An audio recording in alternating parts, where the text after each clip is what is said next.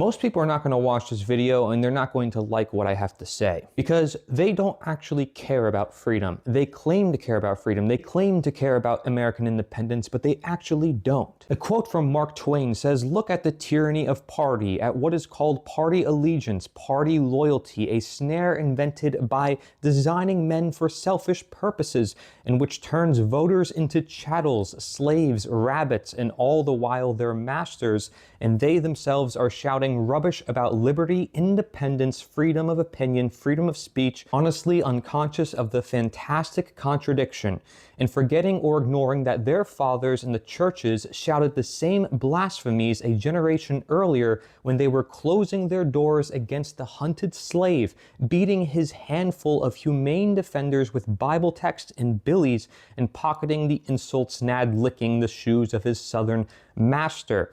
Now get this is from Thomas Paine of the American Independence. He really helped spark the whole movement. He says, "For upwards of 2 years from the commencement of the American War into a longer period in several of the American states, there was no established forms of government. The old governments had been abolished, and the country was too much occupied in defense to employ its attention in establishing new governments. Yet during this interval, order and harmony were preserved as inviolate as in any country in Europe.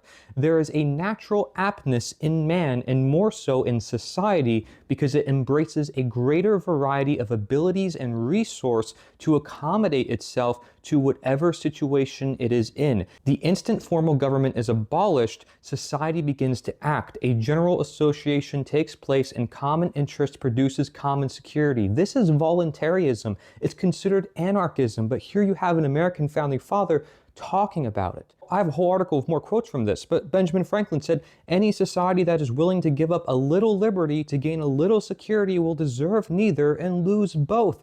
Jefferson says, "I prefer dangerous freedom over peaceful slavery." So when I say that we can live in a world without government based on voluntary consent, based on understanding we own ourselves, and put to end all this idea of authority in man and giving people the right to rule, people look at me and think I'm crazy and utopian. For meanwhile, it is the direct, honest reality. It is not utopian, good, or chaotic, bad. It is just reality. We're all just human beings.